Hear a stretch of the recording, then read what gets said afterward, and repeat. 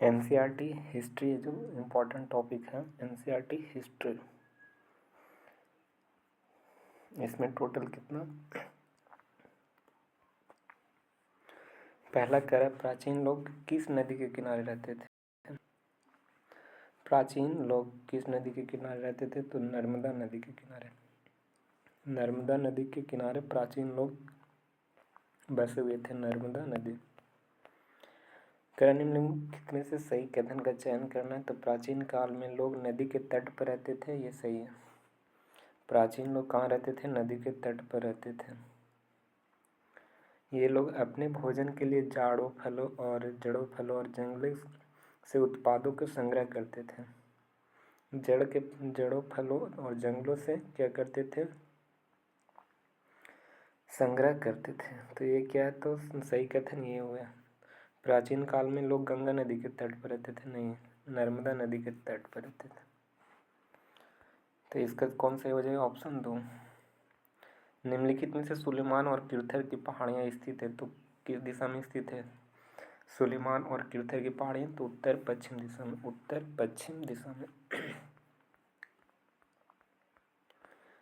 निम्नलिखित में से कौन सा कथन सही नहीं है, तो सही नहीं है उसका देखना। स्त्री और पुरुषों ने सबसे पहले चावल की उपजाना प्रारंभ किया था। स्त्री और पुरुषों ने क्या किया, सबसे पहले चावल का उपजाना प्रारंभ किया था, नहीं। उन्होंने भेड़ बकरी गाय बैल जैसे पशुओं को पालतू बनाया, तो ये सही है। भेड़ बकरी गाय बैल को क्या बनाया, पालतू जानवर बनाया था। निम्न में से कृषि का विकास किस क्षेत्र में देखने को मिलता है, तो ये विंध्य क्षेत्र में। कृषि का विकास किस क्षेत्र में हुआ था, विंध्य पहाड़ियों के क्षेत्र में। कि निम्नलिखित में से कौन सी नदियाँ जो सहायक नदियाँ हैं, तो सहायक नदियाँ हैं, मिलान करना है। तो गंगा किसका सहायक नदी है, तो सोन का। सिंधु किसका सहायक नदी है, तो चिनाब का, सबसे लंबी है। कृष्णा किसकी नदी है, यमुना का कौन हो जाएगा, यमुना किसका, यमुना हो जाएगा चंबल का सहायक नदी है, और कृष्णा मूसी नदी के। गंगा किसका सहायक नदी है, गंगा की सहायक नदी सोन, सिंधु का चिनाब हो जाएगा, कृष्णा का मूसी नदी, यमुना के चंबल नदी हो जाएगा। निम्न में से कौन सी पहाड़ियाँ उत्तर पूर्व में स्थित हैं, तो गारो पहाड़ी। गारो पहाड़ियाँ जो उत्तर पूर्व में दिशा में स्थित है, गारो पहाड़ी उत्तर पूर्व में। गंगा के दक्षिणी में इन नदियों के आसपास क्षेत्र के प्राचीन काल में डैश जाना जाता है। तो गंगा के दक्षिणी इन नदियों के आसपास क्षेत्र को क्या कहते हैं, मगध कहेंगे। गंगा के दक्षिणी क्षेत्र को क्या कहा जाता है, मगध। निम्नलिखित में से कौन उपमहाद्वीप प्राकृतिक सीमा नहीं बनाता, कौन सा उपमहाद्वीप है जो प्राकृतिक सीमा नहीं बनाता, बांध। बांध है जो प्राकृतिक सीमा नहीं बनाता। पहाड़ पर्वत समुद्र क्या, तो प्राकृतिक सीमा, लेकिन बांध नहीं। निम्नलिखित में से कौन सा देश दक्षिण एशिया उपमहाद्वीप का एक देश नहीं है। दक्षिण एशिया उपमहाद्वीप का एक देश नहीं, तो चाइना है दक्षिण एशिया महाद्वीप का। एशिया में आधुनिक भारत, पाकिस्तान, बांग्लादेश, नेपाल, भूटान, श्रीलंका, ये सब क्या दक्षिण एशिया उपमहाद्वीप का एक देश है। लेकिन चीन एवं तथा म्यांमार आदि पड़ोसी देशों को दर्शाता है।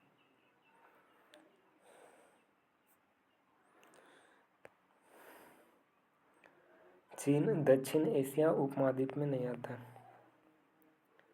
निम्नलिखित में से सही कथन को चयन करना है। तो पहाड़ियाँ पर्वत समुद्र इस उपमहाद्वीप की प्राकृतिक सीमा का निर्माण करती हैं, तो ये बात सही है, प्राकृतिक सीमा का निर्माण करती हैं। समुद्र पहाड़ियाँ और पर्वतों से बटे होने के कारण इसे उपमहाद्वीप कहा जाता है। समुद्र पहाड़ियों और पर्वतों के बटे हुए होने के कारण इसे क्या कहा जाता है, उपमहाद्वीप कहा जाता है। तो ये क्या हो जाएगा, तो सही हो जाएगा, उपमहाद्वीप कहा जाता है समुद्र पहाड़ियों और पर्वतों से बटे होने के कारण। प्राचीन काल में लोग पत्थर के तराशने, संगीत रचने, भोजन बनाने के तरीकों को एक दूसरे से विचारों का अपनाते थे, ये सही बात है। प्राचीन काल में लोग क्या करते थे, पत्थर को तराशते थे, संगीत रचते थे और भोजन बनाने के तरीकों को एक दूसरे से अपनाते थे। चौथा कह रहा है कि गंगा के दक्षिणी इन नदियों के आसपास क्षेत्र में प्राचीन काल में उज्जैनी था, तो ये गलत बात है। उज्जैनी नहीं था। गंगा के दक्षिणी में क्या था? तो गंगा के दक्षिण में मगध था। गंगा के दक्षिण में क्या था? मगध। निम्नलिखित में से इंडिया किस शब्द से मिलता है? तो इंडोस शब्द से। किससे? इंडस शब्द से। इंडस हो जाएगा इसका। इंडिया इंडस से निकला है। कर असत्य कथन, गलत कथन को चुनना है। तो इंडिया इंडस से निकलता है और संस्कृत में सिंधु होता है, ये सही है। भारत नाम का प्रयोग उत्तर पश्चिम में रहने वाले लोगों का एक समूह किया जाता था। तो एक समूह किया जाता था, तो ये सही है। उत्तर पश्चिम में रहने वाले लोगों का एक समूह था भारत नाम का प्रयोग। पांडुलिपियाँ प्राय ताड़पत्रों तथा हिमालय क्षेत्र में उगने वाले भूर्ज नामक पेड़ की छाल की भोजपत्र पर लिखित मिलती थी। पांडुलिपियाँ थी जो क्या? ताड़पत्र और हिमालय क्षेत्र में उगने वाले भूर्ज नामक पेड़ से बनाया जाता था। भूर्ज नामक पेड़ से बनाया जाता था। ईरानियों और यूनानियों ने सिंधु नदी के पूर्व में स्थित भूमि प्रदेश को भारत कहता था। ईरानियों और यूनानियों ने सिंधु नदी के पूर्व में स्थित भूमि प्रदेश भारत कहा जाता था। तो ये क्या हो जाएगा? सही हो जाएगा।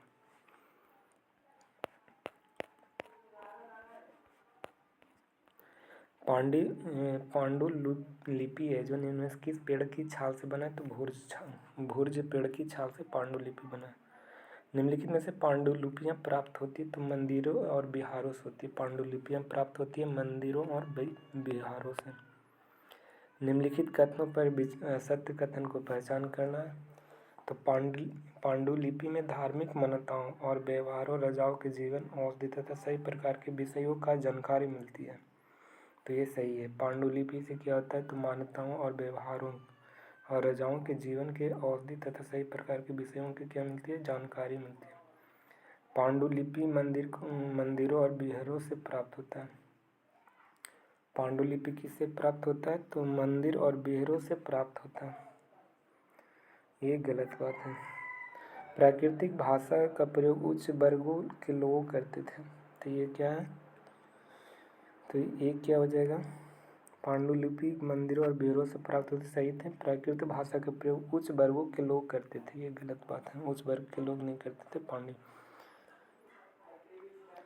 अतीत में बनी वस्तुओं के अध्ययन करने व्यक्ति डैश कहलाता था। अतीत का जो अध्ययन करेगा उसे पुरातात्विद कहा जाता है। पुरातात्विद। यह शिलालेख लगभग कितना? 2250 वर्ष पहले किया है और वर्तमान में अफगानिस्तान के कंधार में पाया जाता है। निम्न में से किस शासक द्वारा बनाया गया था? तो 2250 वर्ष पहले बनाया गया था अफगानिस्तान के कंधार में शिलालेख। कौन बनाया था? तो अशोक के द्वारा बनाया गया था। प्राचीन काल में सही कथन को चुनना है। तो प्राचीन काल में पशुपालकों अथवा कृषकों का जीवन राजाओं तथा रानियों के जीवन से बहुत भिन्न था। प्राचीन काल में पशुपालकों अथवा कृषकों का जीवन है जो राजाओं तथा रानियों के जीवन से क्या था? तो भिन्न था। ये बात क्या है? तो सही है। अंडमान निकोबार द्वीप का अधिकांश लोग अपना भोजन मछली पकड़कर शिकार करते थे। तो ये भी सही है। अंडमान निकोबार में मछली पकड़कर अपना भोजन यापन करते थे। ईसा मसीह के जन्म के बाद तिथियां ईसा पूर्व के रूप में जाने जाते थे। जन्म के बाद ईसा पूर्व जाने जाते थे, ये भी सही है।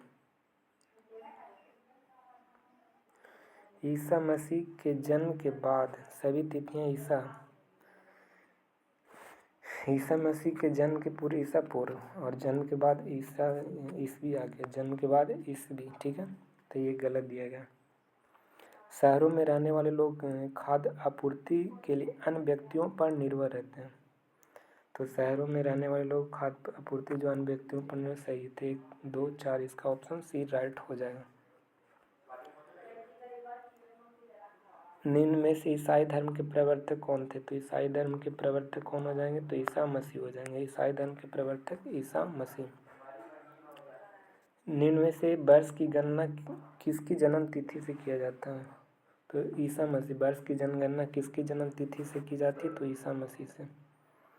किसी वर्ष की जनगणना ईसा मसीह। ईसा मसीह के बाद क्या हो गया? तो ईसवी। और ईसा मसीह के पूर्व ईसा पूर्व होता था। आखेट का अर्थ क्या होता है? तो आखेट में शिकारी करने वाला। निम्नलिखित में से आखेटक खाद्य संग्राहक भोजन का इस्तेमाल कैसे करते थे? तो शिकार करते, मछलियाँ और चुड़ियों करते थे, फूल दान पौधे इकट्ठे करते थे। ये तो उपरोक्त में से सभी हो जाएगा। शिकारी खाद्य संग्रह को किस कारण एक जगह से दूसरे जगह घूमना पड़ता था? शिकार के लिए जानवरों के तलाश में। ये सही है, ऑप्शन बी हो जाएगा। उपरोक्त में पानी की तलाश में जानवरों के शिकार के लिए, तो उपरोक्त में से सभी हो जाएगा। निम्नलिखित में से औजारों का उपयोग किस लिए किया जाता था?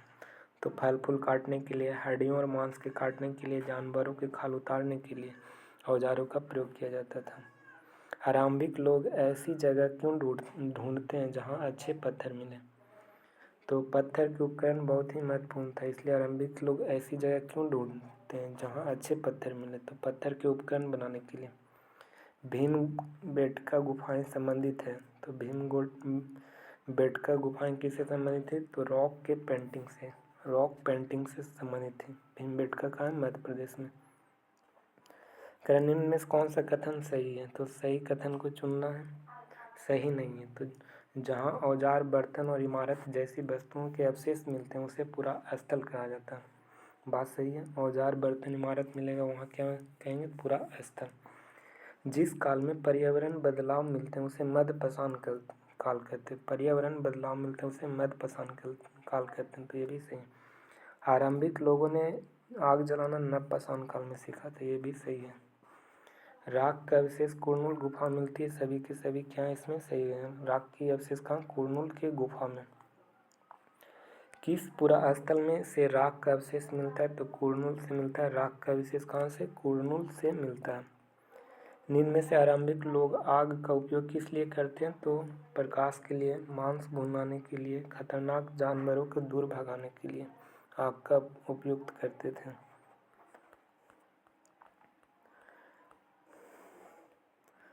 कह रहा है कि बदलती जलवायु के कारण आरंभिक लोग के जीवन में कौन सा बदलाव आया? तो कई क्षेत्र में घास के मैदान बनाने लगे और जिससे जानवर की संख्या वृद्धि हो गई। तो ये भी क्या है? तो सही हो जाएगा। आरंभिक लोग क्या मैदान बना लेंगे जिससे जानवरों की संख्या वृद्धि, जानवरों के पालतू बनाने लगे, ये भी सही है। कुछ क्षेत्रों में प्राकृतिक रूप से गेहूं, जौ, धान, अनाज उगने लगे। 8000 साल पहले पशुओं की कृषि का शुरुआत हुआ, तो ये गलत हो जाएगा। 8000 साल पहले क्या हुआ? पशुओं की कृषि का शुरुआत हुआ। आरंभिक लोगों ने सबसे पहले किस जानवर को पालतू बनाया था? तो ये कुत्ता को बनाया था। आरंभिक लोगों ने सबसे पहले किस जानवर को पालतू बनाया? कुत्ता को। निम्नलिखित में से आरंभिक काल के घरेलूकरण की प्रक्रिया के संबंध में कौन सा सही है? आरंभिक काल में घरेलूकरण के लिए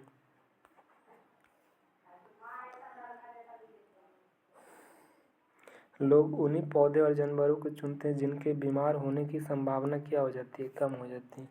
लोग उन्हीं पौधे और जानवरों को चुनते हैं जिनके बीमार होने की संभावना बहुत कम होती है, तो ये सही है। बड़े दान वाले पौधे को चुनते थे जिससे भरपूर मात्रा में अनाज उत्पादन किया जा सके। बड़े दान वाले पौधे को चुनते थे जिसमें क्या होती थी? भरपूर मात्रा में अनाज उत्पादन किया जाता है। उन्हीं जानवरों को प्रजनन के लिए चुना जाता था जो आमतौर पर क्या था? हिंसक था, ये गलत है। कृषि में अपनाई गई सबसे प्राचीन फसलें गेहूँ और जौ थी।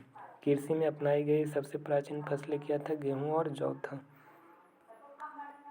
निम्नलिखित में से कृषि का शुरुआत कब हुआ था? तो 12,000 साल पहले हुआ था। कृषि का शुरुआत कब हुआ था? तो 12,000 साल पहले। आरंभिक काल में मानव अनाज का उपयोग किस रूप में करते थे? तो उपहार के रूप में, भंडार के लिए, खाद्य के रूप में। आरंभिक लोग मानव अनाज का उपयोग करते थे भंडार के लिए, उपहार के लिए, खाद्य के रूप। निम्नलिखित में से असत्य कथन को चयन करना है।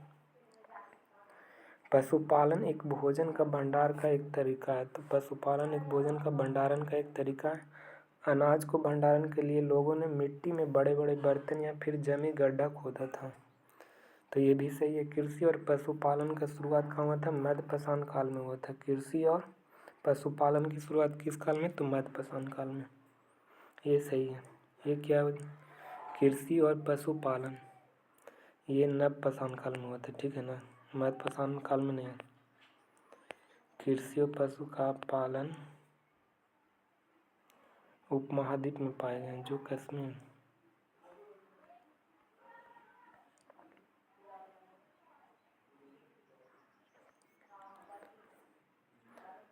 कृषकों पशुपालन के साथ पश्चिमोत्तर क्षेत्र के आधुनिक कश्मीर और पूर्वी और दक्षिण भारत में पाए जाते हैं। तो ये सही है। कृषकों का पशुपालन का साक्ष्य पश्चिमोत्तर क्षेत्र और आधुनिक कश्मीर के पूर्वी दक्षिण भारत में पाए जाते थे। पश्चिमोत्तर क्षेत्र में कृषि और पशुपालन, आधुनिक कश्मीर जो पूर्वी और दक्षिणी भारत में पाए जाते, तो ये सही है। तो गलत कौन हो गया? कृषि और पशुपालन का शुरुआत मध्यपाषाण में नहीं हुआ, ये नवपाषाण काल में।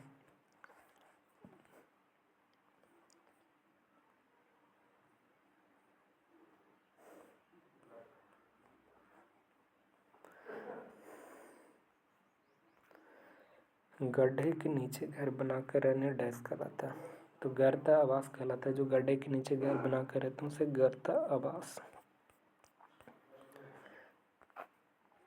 निम्न में कहाँ के लोग गड्ढे के नीचे घर बनाते हैं? तो बुर्ज होम।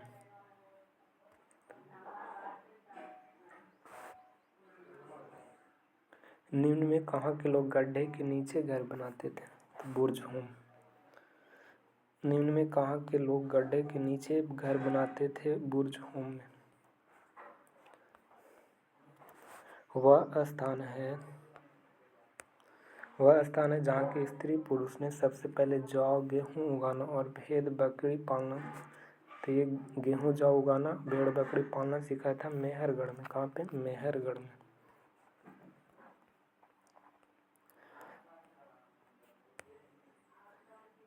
निम्नलिखित में सही कथन का चयन करने। मेहरगढ़ में चौकोर तथा आयताकार घरों में अवशेष मिले थे। मेहरगढ़ में चौकोर तथा आयताकार घरों में अवशेष मिले थे, ये सही है। मृत्यु के पश्चात मृतकों के सगे संबंधी उसके प्रति सम्मान जताते हैं। मृत्यु के पश्चात मृत्यु के सगे संबंधी के प्रति क्या सम्मान जताते हैं, तो ये सही हो जाएगा। तो एक और दोनों सही।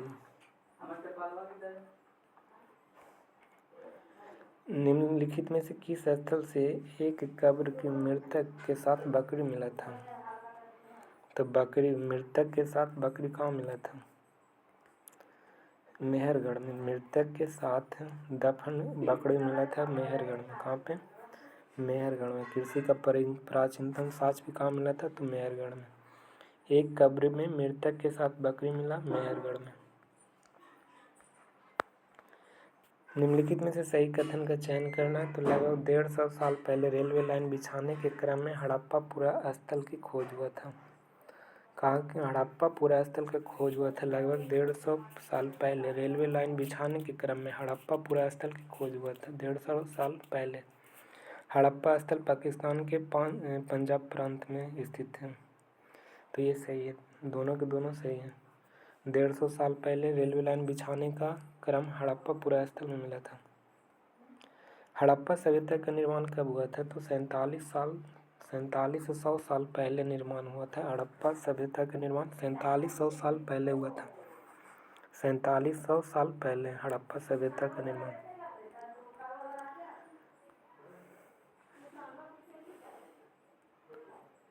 हड़प्पा सभ्यता के नगरों की विशेषता क्या सही नहीं है?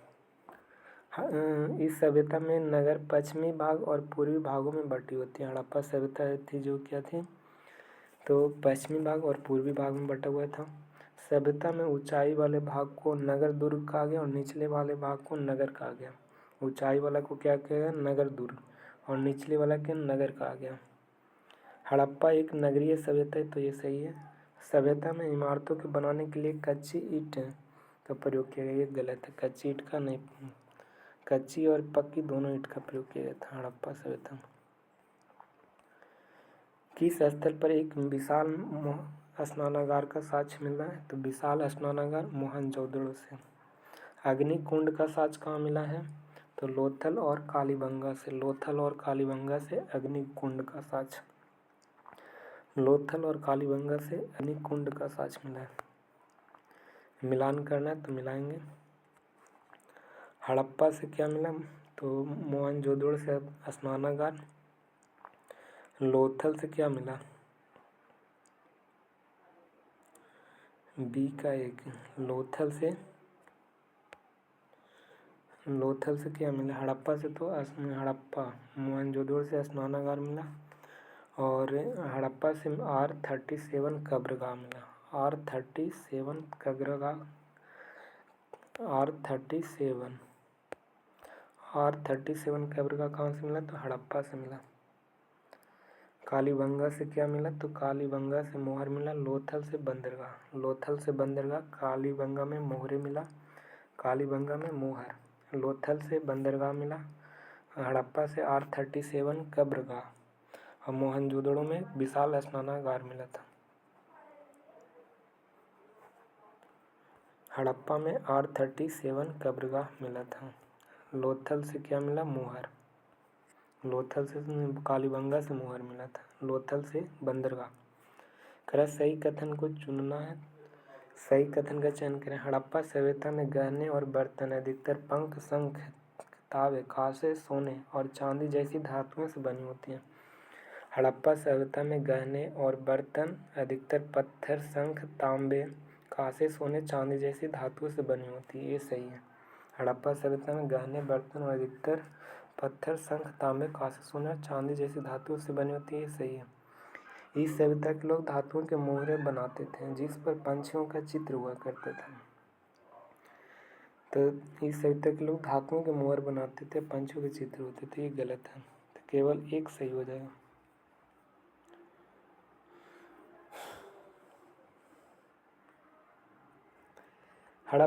हड़प्पा सभ्यता के लोग लाल मिट्टी के बर्तन बनाने के लिए किस रंग का प्रयोग करते हैं? तो काला रंग का। हड़प्पा सभ्यता के लोग लाल मिट्टी के बर्तन बनाने में किस रंग का प्रयोग करते हैं? तो काला के करते हैं। हड़प्पा सभ्यता के लोग लाल मिट्टी के बर्तन बनाने किस रंग का? काला का।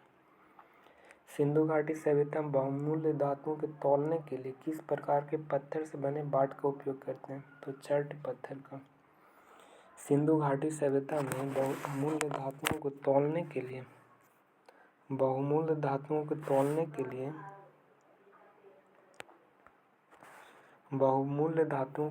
के लिए किस प्रकार की पत्थर से बने बाट का प्रयोग करते थे? तो चर्ट पत्थर का। किसका? चर्ट पत्थर का।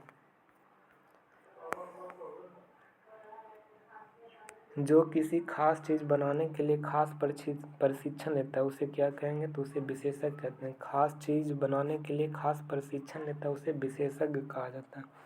खास चीज बनाने के लिए खास प्रशिक्षण लेता है उसे विशेषज्ञ कहा जाता है।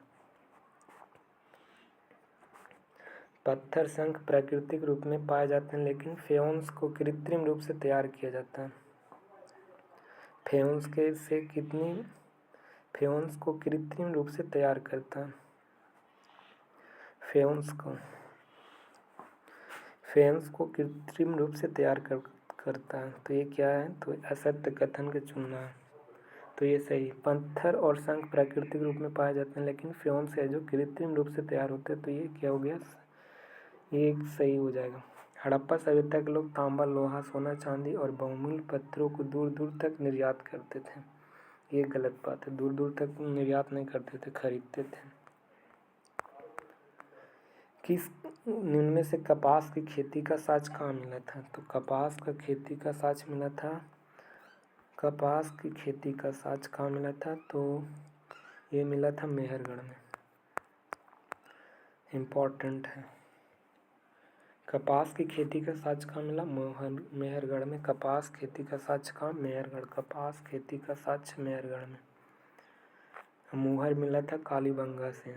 बकरी के साथ दफन कहाँ मिला था? मेहरगढ़ से।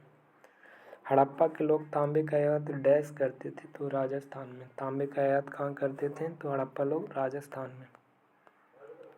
असत्य कथन को चयन करना है। तो हड़प्पाई लोग पश्चिमी एशिया देश ओमान से भी तांबा का निर्यात करते थे। हड़प्पाई लोग जो पश्चिमी एशिया देश ओमान से तांबा का निर्यात करते थे। तो ये भी सही है, निर्यात करते थे यानी बेचते थे तांबा ओमान से। कांसा बनाने के लिए तांबे और जस्त, तो कांजी तांबा और जस्त मिलाया जाता था, ये सही। टीन का आयात आधुनिक ईरान और अफगानिस्तान से किया जाता था, तो टीन का अफगानिस्तान नहीं, टीन का जो आयात करता था ईरान से करता था, ठीक है ना, तो ये गलत हो जाएगा, तो एक और दोनों सही हो जाएगा। हड़प्पा स्थल धौलावीर बसा हुआ है कहाँ पे, तो गुजरात में। धौलावीर कहाँ है, तो गुजरात में स्थित है। खैर हड़प्पा स्थल धौलावीर गुजरात के कच्छ में बसा हुआ नगर है। धौलावीरा नगर के 3 भागों में बांटा था। धौलावीर है जो नगर के 3 भागों में बांटा था। धौलावीरा नगर साबरमती नदी पर किनारे बसा हुआ। धौलावीरा साबरमती नदी के किनारे नहीं है।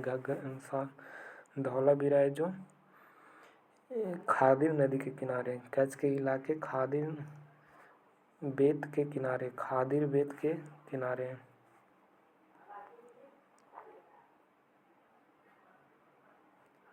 हड़प्पा स्थल धौलावीरा निम्न में किस नदी के तट पर बसा हुआ है, तो धौलावीरा लूनी नदी के तट पर स्थित है।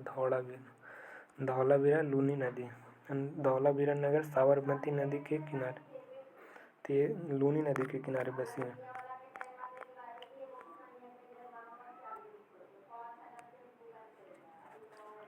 हड़प्पा सभ्यता के अंत हुआ था, तो जंगलों के विनाश हो गया था। दूसरा शासकों के नियंत्रण हो गया था, समाप्त। कुछ इलाके में बाढ़ आ गई थी, तो ये अंत कैसे हो, ये गलत होता। बाढ़ में भूतात्विक परिवर्तन, तो 1 2 4 हो जाएगा, लेकिन बाढ़ नहीं होगा, ठीक है ना। शासकों के नियंत्रण समाप्त हो गया, जंगलों का विनाश हो गया, भूतात्विक परिवर्तन भी हो गया, तो इसी कारण से क्या हुआ, तो हड़प्पा सभ्यता क्या हो गई, समाप्त हो गई। वेद कितने प्रकार के होते हैं, तो वेद 4 प्रकार के होते हैं। वेद कितने प्रकार के, 4। ऋग्वेद, सामवेद, यजुर्वेद और अर्थवेद। जिस ऋग्वेद की रचना लगभग 3500 साल पहले हुआ था।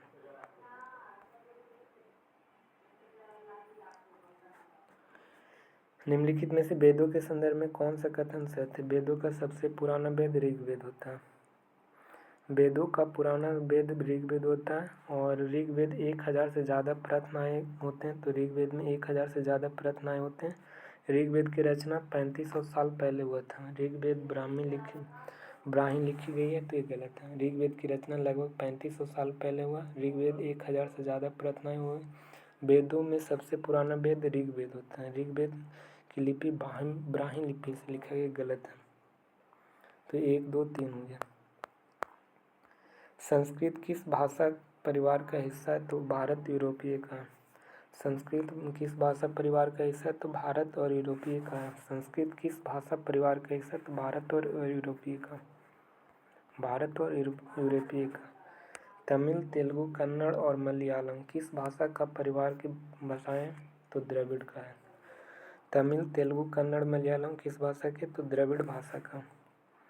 झारखंड और मध्य भारत, झारखंड और मध्य भारत के क्षेत्र में बोली जाने वाली भाषा किस प्रकार पर जुड़ी हुई, तो द्रविड़ से है, ऑस्ट्रो एशियाटिक है।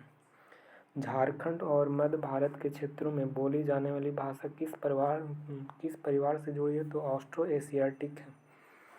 झारखंड और मध्य भारत के क्षेत्रों में बोली जाने वाली भाषा किस परिवार से जुड़ी है, तो ऑस्ट्रो एशियाटिक है।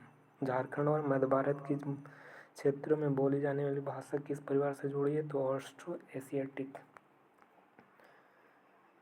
करें कि सही कथन पर विचार करें और सही कथन को चुनें। ऋग्वेद का उच्चारण किया जाता है तथा श्रवण किया जाता था, ना कि पढ़ा जाता था, तो इसका कौन हो जाएगा, तो ये सही है।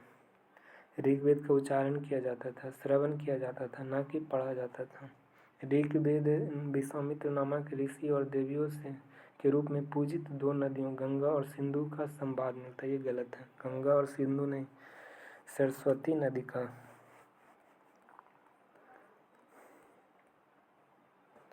ब्यास और सतलुज नदी का संवाद मिलता है, यह विश्वामित्र के द्वारा लिखा गया था। ऋग्वेद है जो किसके द्वारा, विश्वामित्र के द्वारा, और इसमें सतलुज और ब्यास नदी का संवाद मिलता है। सतलुज नदी और ब्यास नदी के संवाद मिलता था। सतलुज और ब्यास। ऋग्वेद में किस ऋषि के सतलज और ब्यास नदियों के साथ वार्तालाप का वर्णन मिलता था? तो किस ऋषि से? तो विश्वामित्र से। और किस में मिलता है? तो ऋग्वेद में। ऋग्वेद में किन दो नदियों के देवी के रूप में प्रस्तुत किया गया है? तो ये सतलज और ब्यास। ऋग्वेद में दो नदियों के शामिल किया गया, सतलज और ब्यास को। ऋग्वेद की कागज पर छपाई करने का कार्य कब पूरा किया गया? तो 150 साल पहले। 150 साल पहले ऋग्वेद की कागज पर छपाई करने का सिलसिला जारी रखा। 150 साल पहले। करें सही कथन का चयन करें तो करेंगे। ऋग्वेद मवेशियों, बच्चों, घोड़ों की प्राप्ति के लिए अनेक प्रार्थनाएं होते हैं। ऋग्वेद में मवेशियाँ हो गया, बच्चे हो गए, घोड़े की प्राप्ति के लिए अनेक प्रार्थनाएं करती हैं। सही है। मवेशियों को प्राप्त करने के लिए लड़ाइयाँ की जाती थी और लड़ाइयाँ वैसे ज़मीन के लिए की जाती थी जो उपजाऊ होता था, जहाँ अच्छे चारागाह हों। तो ये भी सही है।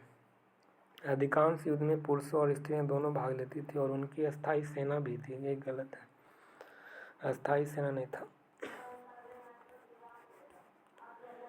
ऋग्वेद में किन दो समूहों का वर्गीकरण काम के आधार पर किया जाता था? तो राजा और पुरोहित। ऋग्वेद में किन दो समूहों का वर्गीकरण काम के आधार पर किया गया था है? तो राजा और पुरोहित का। ऋग्वेद काल में घोड़ों को किस काम कम लाया जाता था? किस काम में लाया जाता था? तो लड़ाई रथ को खींचने के लिए घोड़े का प्रयोग करते थे, लड़ाई रथ को खींचने के लिए। ऋग्वेद में जनता या पूरे समुदाय के लिए किस शब्द का प्रयोग करते थे? तो 20 और जन के लिए। ऋग्वेद में जनता या पूरे समुदाय के लिए किस शब्द का उपयोग करते थे? तो 20 और जन के लिए। असत्य कथन को चुनना, जो गलत है उसको चुनना है। ऋग्वेद में जिन लोगों ने प्रार्थनाओं की रचना की उन्हें आर्य कहते हैं। प्रार्थनाओं की रचना की उन्हें क्या कहेंगे? आर्य कहते हैं। ऋग्वेद में पूरे समुदाय के लिए 20 और जन का प्रयोग किया गया, ये भी सही है। ऋग्वेद काल में राजा की मृत्यु के बाद उसका बेटा अपना आप को शासक बन जाता था। उसका बेटा बीटा है, बीटा। तो ये क्या है? गलत है। दस्यु वे लोग थे जो यज्ञ नहीं करते थे और आर्य लोग अपने विरोधियों का दस्यु कहा करते थे। ये सही है। दस्यु वे लोग क्या थे? जो यज्ञ नहीं करते थे। आर्य लोग अपने क्या विरोधियों का दस्यु कहा करते थे। तो ये सही है। ऋग्वेद में प्रार्थनाओं की रचना करने वाले को क्या कहा जाता है? तो उसे आर्य कहते हैं। जो ऋग्वेद में प्रार्थनाओं की रचना करने वाले को क्या कहा गया है? प्रार्थनाओं की रचना करने वाले आर्य कहा गया। महापाषाण बनाने की प्रथा कब से शुरू हुई? तो 3000 साल पहले से। महापाषाण बनाने की प्रथा 3000 साल से पहले। कौन सा कथन सही है? तो सही है को चुनना। महापाषाण में गोलाकार सजाए हुए पत्थर मिले हुए हैं और कई बार अकेला खड़ा हुआ पत्थर मिलता है और जो जमीन के नीचे कब्रों में दर्शाती है। महापाषाण में गोलाकार सजाए हुए पत्थर मिले हुए हैं और कई बार अकेला खड़ा हुआ पत्थर मिलता है जो जमीन के नीचे कब्रों में दर्शाते हैं। तो ये सही है। ये क्या? तो सही है। महापाषाण पत्थर दफन करने की जगह पर लोगों द्वारा बड़े करीन लगाए जाते थे। दफन करने की जगह पर क्या लगाया जाता था? बड़े करीन लगाया जाता था महापाषाण पत्थर के। तो ये भी सही है। मृतकों के खास किस्म के धातुओं के बर्तन के साथ दफनाया जाता था। ये गलत है। महापाषाण काल में किन खास किस्म के धातुओं से बर्तन के साथ दफनाया जाता था? ये गलत है। तो 1 और 2 क्या हो जाएगा? सही। ऑप्शन बी इसका राइट हो जाएगा। निम्नलिखित में से सामाजिक असमानताओं का संदर्भ में सही कथन को चुनें।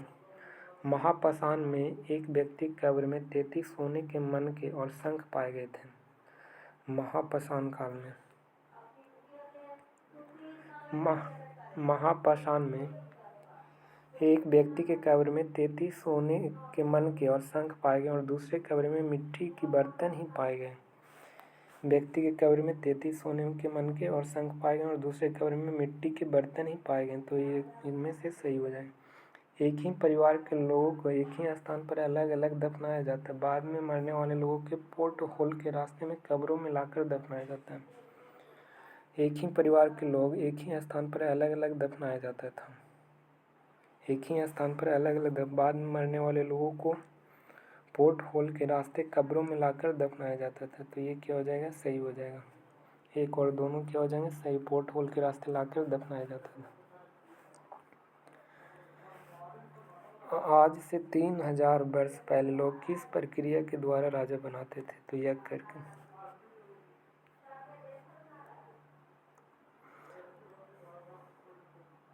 आज से 3000 वर्ष पहले लोग किस प्रक्रिया के द्वारा राजा बनते थे, तो यज्ञ करके। 3000 वर्ष पहले लोग किस प्रक्रिया के द्वारा राजा बनते थे, तो यज्ञ करके। असत्य कथन को चयन करें। अश्वमेध यज्ञ में एक घोड़े स्वतंत्र छोड़ दिया जाता था, किसी दूसरे राजा ने रोका तो अश्वमेध यज्ञ करने वाले राजा को युद्ध करना पड़ता था।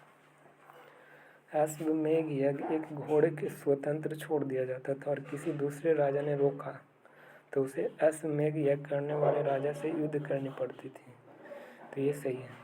अश्वमेध करने वाले राजा बहुत शक्तिशाली बन जाता था और यज्ञ आमंत्रित सभी राजाओं के लिए उपहार लाते थे, तो ये भी क्या हो जाएगा, सही हो जाएगा। ये भी क्या हो जाएगा, सही हो जाएगा। तो असत्य इनमें से कोई नहीं है, तो इसका राइट आंसर ऑप्शन डी हो जाएगा।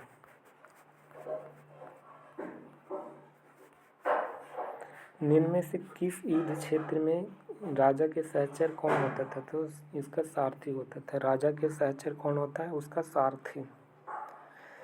करें कि सही कथन का चयन करें। यज्ञ के अवसर पर राजा के सारथी की विजयों तथा अन्य गुणों का गान करते थे। यज्ञ के अवसर पर राजा के सारथी राजा के विजयों तथा अन्य गुणों को गान करते थे, ये सही है। ये क्या है, सही है। वैश्य और शूद्र जिन्हें पुरोहित शूद्र मानते थे, पुरोहित शूद्र मानते थे, उन्हें अनुष्ठान में भी शामिल किया जाता था, शामिल नहीं करता था, शामिल नहीं करता था यज्ञ में। ब्राह्मण क्या करते हैं, तो यज्ञ करते हैं। क्षत्रिय क्या करते थे, तो युद्ध करते थे। और शूद्र वैश्य क्या करते थे, तो वैश्य क्या करते थे, तो वैश्य करते थे तीनों। शूद्र तीनों वर्ग की सेवा करेगा। ब्राह्मण यज्ञ करता था।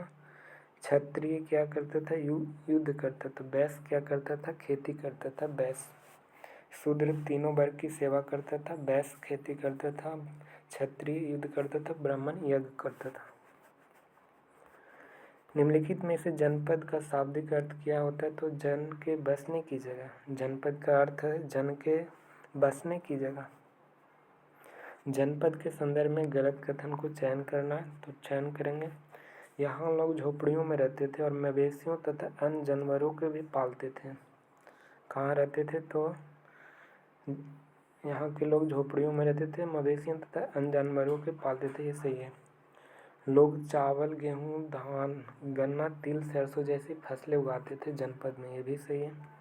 लोग मिट्टी के बर्तन भी बनते थे और इसका धूसर कुछ काले रंग का होते थे।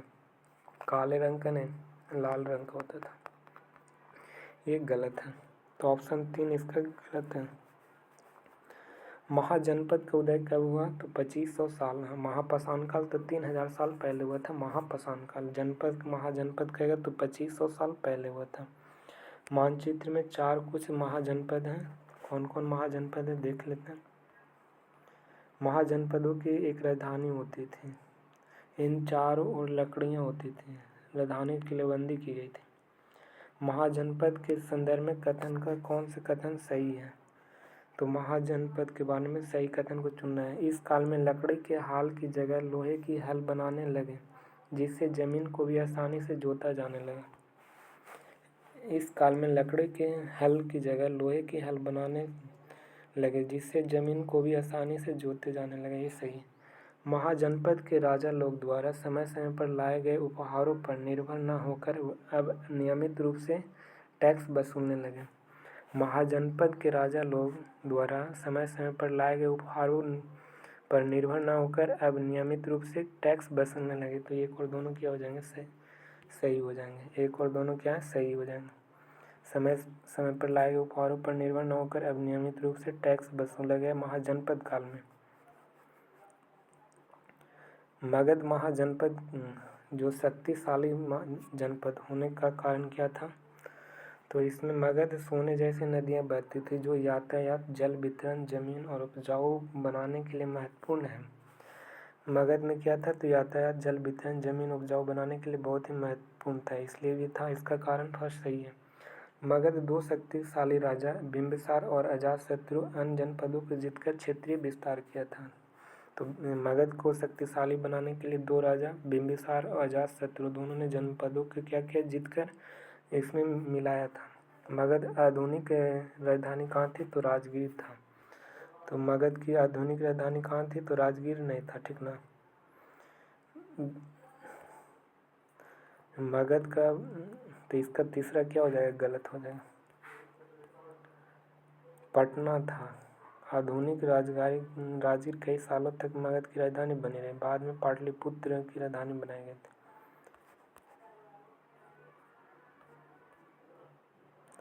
आधुनिक कहेगा तो पटना हो जाएगा, प्राचीन कहेगा तो मगध का प्राचीन राजधानी तो राजगीर हो जाएगा, गलत है।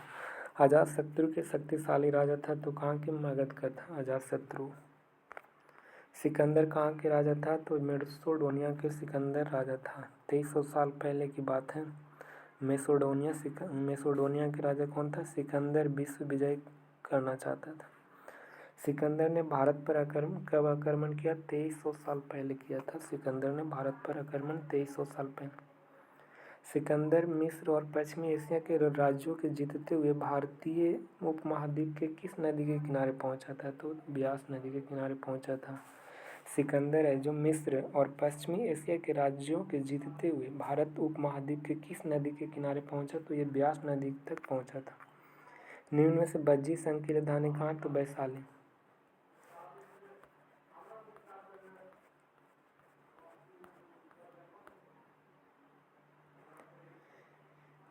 निम्नलिखित में से बज्जी संघ के संदर्भ में सही कथन को चुनना। तो बज्जी संघ की राजधानी वैशाली थी। विश्व एकमात्र संघ गणतंत्रात्मक संघ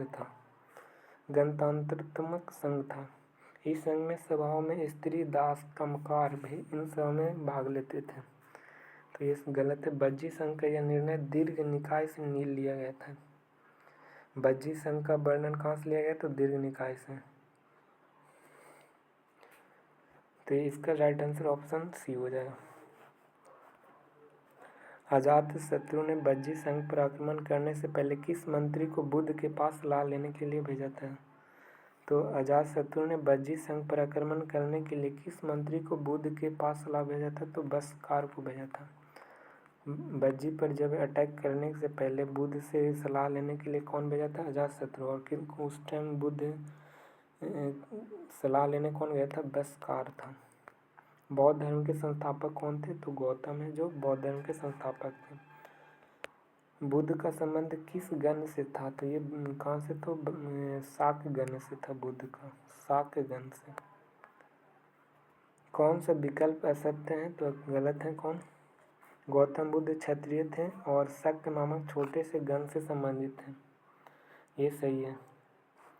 ज्ञान प्राप्ति के लिए उन्होंने बोध गया में पीपल वृक्ष के नीचे तपस्या की थी, ये भी सही। बुद्ध ने अपना प्रथम उपदेश कहाँ दिया था? तो लुम्बिनी में दिया था। नहीं, प्रथम उपदेश कहाँ दिया था? तो सारनाथ में दिए थे प्रथम उपदेश। बुद्ध की मृत्यु कुशीनगर में, सही थे। ऑप्शन सी इसका गलत हो जाएगा। ज्ञान प्राप्ति के होने के बाद बुद्ध अपना प्रथम उपदेश कहाँ दिए? सारनाथ में दिए थे। बुद्ध के संदर्भ में कथन सही नहीं है, तो कथन सही नहीं है। बुद्ध के अनुसार जीवन के कष्टों और दुखों से भरा है, ऐसी हमारी इच्छा की लालसाओं के कारण होती है। तो ये बात क्या है? तो सही है। उन्हें लोग दयालु होने और मनुष्य के साथ साथ जानवरों के जीवन का भी आदर करने की शिक्षा लिया था, तो ये भी सही है। बुद्ध ने अपनी शिक्षा प्राकृत भाषा में दी, तो ये भी सही। तो गलत कौन कौन है? तीन में से कोई नहीं गलत है। प्राकृत भाषा में बुद्ध ने अपनी शिक्षा दी थी। बुद्ध ने अपनी शिक्षा लोगों की प्राकृत भाषा क्यों दी? प्राकृत भाषा में क्यों दी? समान लोगों के प्राकृत भाषा की समझ थी, समान लोगों के प्राकृत भाषा की समझ थी, इसलिए बुद्ध ने शिक्षा दी प्राकृत भाषा में। उपनिषद का शाब्दिक अर्थ क्या होता है? तो गुरु के समीप बैठना। उपनिषद का सार्थक शाब्दिक अर्थ है गुरु के समीप बैठकर शिक्षा लेना। करा कि सही कथन को चुनना है। तो उपनिषद में अध्यापकों विद्यार्थियों के बीच बातचीत संकलन किया गया था। तो ये बात सही है। उपनिषद में अध्यापकों और विद्यार्थियों के बीच बातचीत का संकलन किया गया और इन चर्चाओं में गार्गी, घोष, मैत्री जैसी स्त्रियों का विचारकों का भी उल्लेख किया गया। तो ये भी सही है। उपनिषद में गार्गी, घोषा, मैत्री जैसी स्त्रियों का विचारों भी शामिल किया गया। तो इनमें से सही हो जाएगा। करा कि जैन धर्म के 24वें तीर्थंकर कौन थे? तो महावीर थे। 24वें तीर्थंकर थे। महावीर स्वामी ने कितने वर्ष की आयु में घर त्याग किए थे? तो 30 वर्ष के उम्र में। 30 वर्ष की उम्र में 24वें तीर्थंकर थे महावीर। करा है कि इनमें से कथन सही नहीं है। तो महावीर ने 30 वर्ष की आयु में अपना घर छोड़ दिया, ये सही बात है। सत्य जानने की इच्छा रखने वाले प्रत्येक व्यक्ति और स्त्री को घर छोड़ देना चाहिए। प्रत्येक व्यक्ति को घर छोड़ देना चाहिए, ये भी बात सही है। उन्होंने अनुयायियों के पाली भाषा में शिक्षा दी। तो ये गलत बात है। महावीर ने अहिंसा के नियमों का पालन किया, ये बात सही है।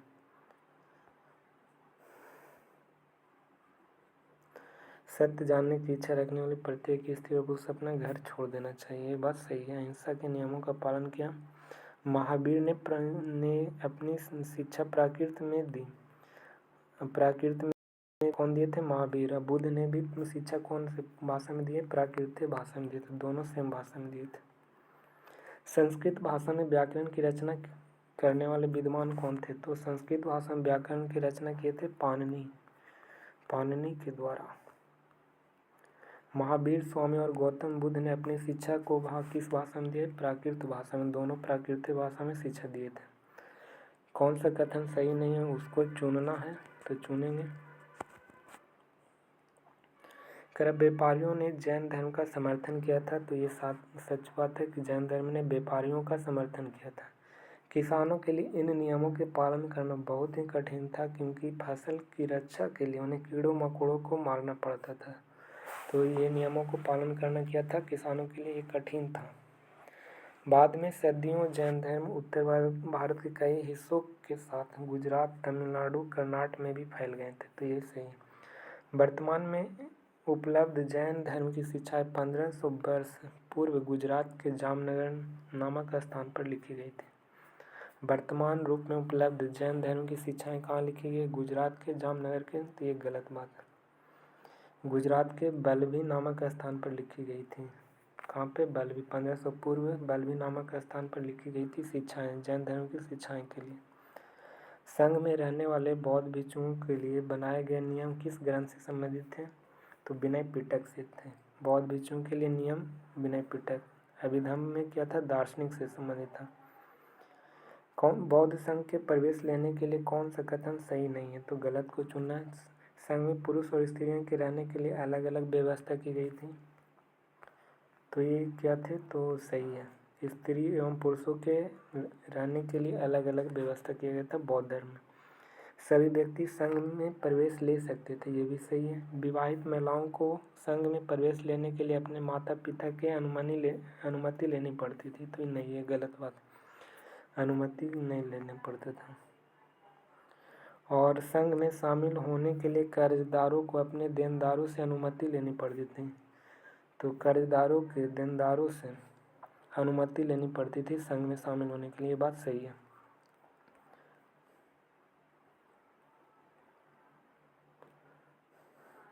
भिक्षु भिक्षुणियों को कहाँ रहते थे? तो ये गुफा में रहते थे, भिक्षु और भिक्षुणियाँ। पहाड़ियों के काटकर बने गए गुफा कार्ले गुफा, जहाँ भिक्षु भिक्षुणियाँ इन स्थलों में रहकर ध्यान करते थे। यह गुफा कहाँ स्थित थी? तो महाराष्ट्र में। कार्ले गुफा कहाँ है? महाराष्ट्र में। असत्य कथन का चयन करना। बुद्ध अनुयायी जब भिक्षुओं के श्रेणी में प्रवेश करते थे तो वे अपने वर्ण श्रेणी प्राप्त परिवार को त्याग देते थे, ये सही बात है। पहले मूर्तियों में बुद्ध की उपस्थिति सिर्फ खास संकेतों के माध्यम से दर्शाए जाते थे। अब बुद्ध प्रतिमा बनने लगी। तो ये भी बात सही है। पहले बोधिसत्व ज्ञान प्राप्ति के बाद एकांतवास करते थे, लेकिन ऐसा करने के बजाय लोगों ने शिक्षा देने और मदद करने के लिए सांसारिक परिवेश में रहना ठीक समझने लगे। तो ये भी कथन क्या है? सही। तो इन गलत कथन इनमें से कोई नहीं हो जाएगा। मौर्य वंश की स्थापना किसने किया था? तो चंद्रगुप्त मौर्य ने किया था। मौर्य वंश की स्थापना करने में किस बुद्धिमान व्यक्ति ने चंद्रगुप्त मौर्य की सहायता किया था? तो चाणक्य ने किया था। मौर्य वंश की स्थापना करने में किस बुद्धिमान व्यक्ति ने चंद्रगुप्त मौर्य की सहायता किया था? तो चाणक्य ने। निम्नलिखित में से मौर्य के संदर्भ में कौन सा कथन सही है? तो मौर्य वंश का स्थापना लगभग 2300 वर्ष पहले चंद्रगुप्त मौर्य ने किया था। 2300 वर्ष पहले।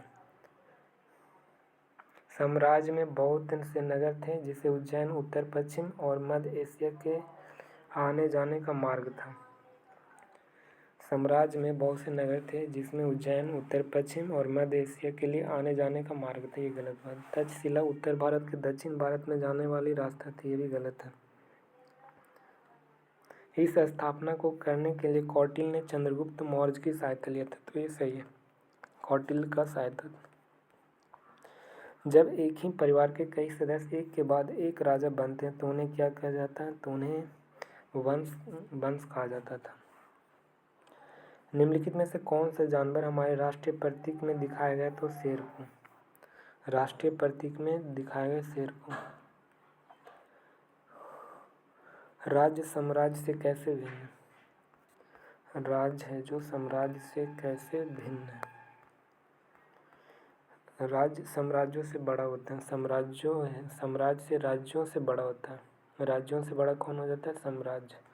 उनकी रक्षा करने के लिए बड़ी सेनाओं की ज़रूरत होती है। ये भी सही है। साम्राज्य को संचालन के बड़ी संख्या अधिकारी की ज़रूरत होती है जिसे टैक्स इकट्ठा करते। तो उपयुक्त में से सही हो जाएगा।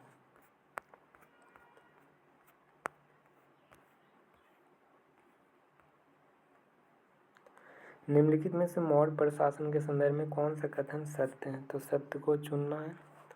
मौर्य साम्राज्य की बहुत ही बड़ा था, इसलिए अलग अलग हिस्सों पर अलग अलग ढंग से शासन किया। ये बात सही है। अलग अलग स्थान पर अलग अलग ढंग से शासन किया था। पाटलिपुत्र और उसके आसपास के इलाकों पर सीधा नियंत्रण अधिकारियों का होता था। ये बात क्या है? तो गलत है। अधिकारियों का नहीं, राजा का था।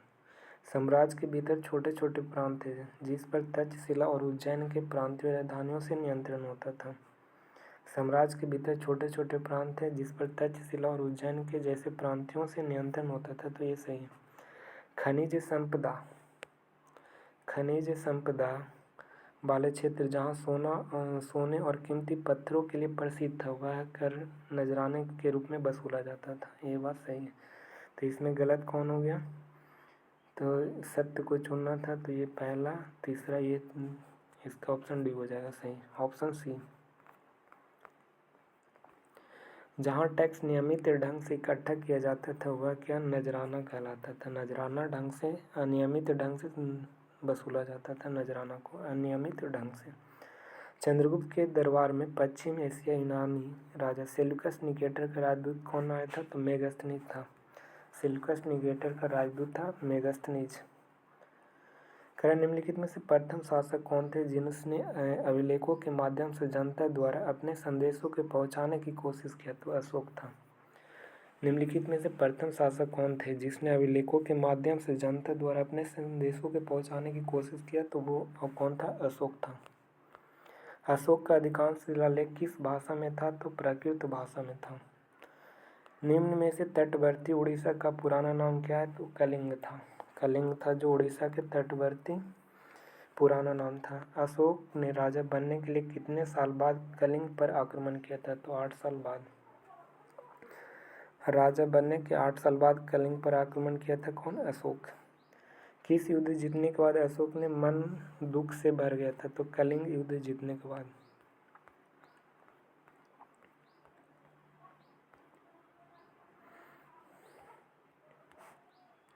अशोक के धाम में किस देवता की पूजा और कर्मकांड की आवश्यकता नहीं था? कौन सा कथन गलत है? तो अशोक के धाम में किसी देवता की पूजा और कर्मकांड की आवश्यकता नहीं था। ये सही है।